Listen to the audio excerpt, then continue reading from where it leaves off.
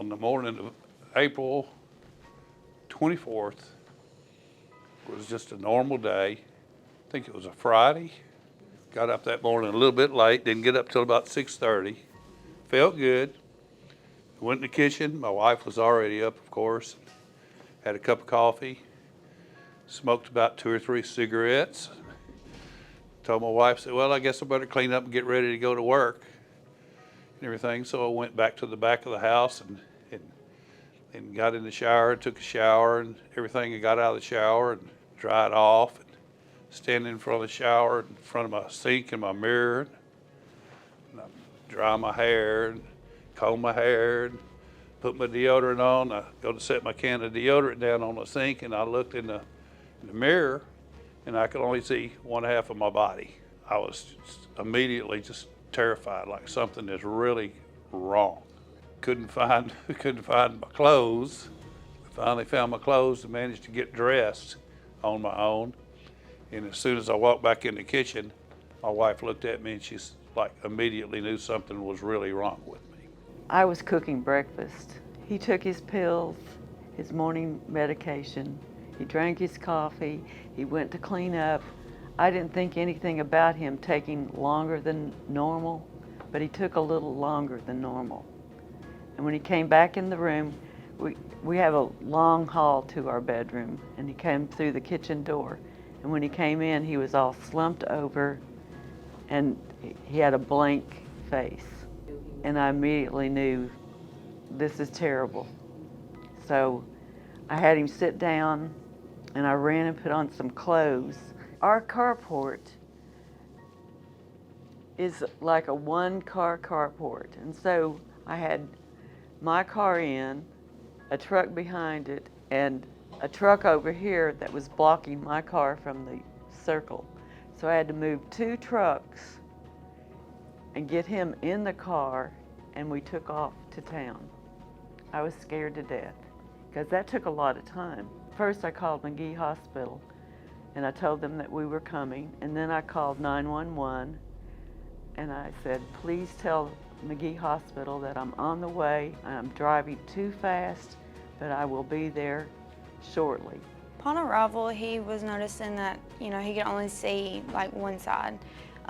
He was weak as well. His wife said that he talked a lot, and he really wasn't. He was, short on sentences, but majority of it was he couldn't see. All he kept saying was, I can just see half the room. I can't see the other half. And so, me and the doctor talked about it. We knew exactly then he needed to go and have a head CT done. So, we did the CT, the first one, and then we also had to do the CT with the contrast because that's how they do it now. And, after we got done with that, we brought him back to the room. We got it all set up to where, they do the stroke thing where, the computer's out in front and, the neurologist got on there. We did the stroke exam, got to the flashcards and was asking him, pointing to which picture he could tell me, and that's when the neurologist was like, you don't have to do that. We can see the stroke from the CT scan that y'all have showed to us. So then, we explained to him about the TN case, how it worked. The doctors were there to talk to each other, and he was willing to accept the medication. My memory is very vague. I can remember people coming and going and people talking to me, and I can remember my wife talking to me. I can remember my son talking to me, but by and large, I couldn't tell you.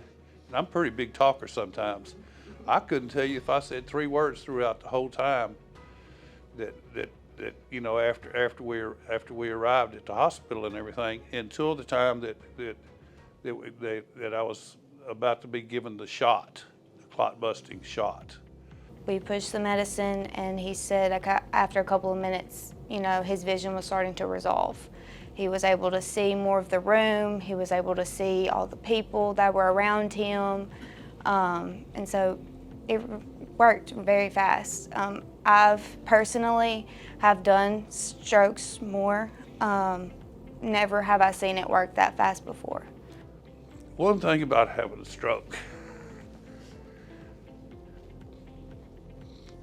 you lose control, excuse me,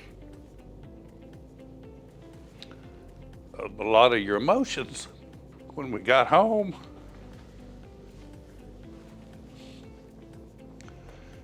I'd be sitting at the table. I'd just start crying. And Rosemary say like, what's wrong with you? Like, hell, I don't know.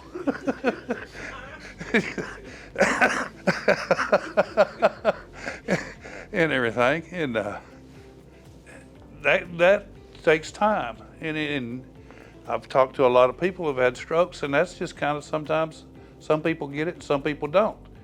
And everything. Some people lose different things. Some lose the use of an arm or something or whatever and everything. Fortunately, I didn't have any physical losses, even short term and everything. But longer term and everything was my memory stuff and everything else. And you know, when we first got home and everything, I have people that I've known all my life and I couldn't remember the name.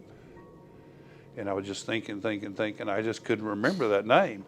And then maybe a week later or 2 weeks later, it would come to me and everything, just out of the blue and everything. And now, if I can't remember somebody's name, it's back within like a minute or two and everything. And so it just gets better. It takes time and everything, but things get better and better and better every day.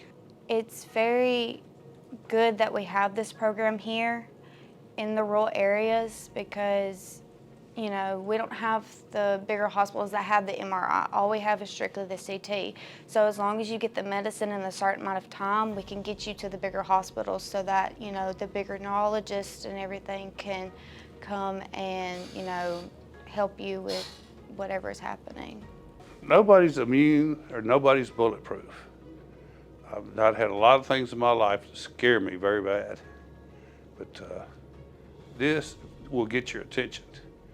And if, you know, the reason I'm able to talk to you today is because I knew what was happening to me. Fortunately, I was awake, and my wife knew what was happening to me.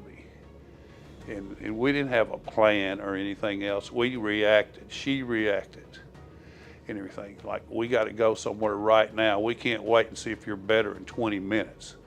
You can't wait. You go.